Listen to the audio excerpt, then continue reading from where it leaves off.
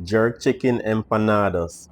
To my bowl, add all-purpose flour, cornmeal, butter, salt. I use milk to form the dough. So here, I'm forming the dough. Here, I add 3 pieces of leg quarter jerk chicken.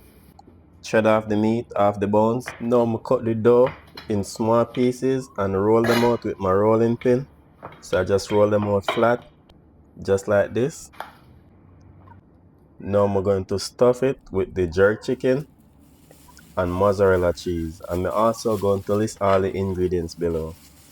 So look just like this. Now I'm going to fry them.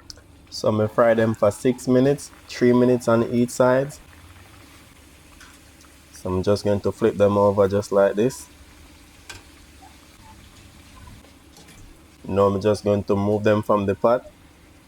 And look at these, my people. They come out so good.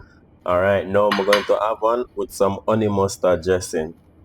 So here you go. Break it open. Now I'm going to dip it in the dressing. This is so good. Peace out. See you in the next one.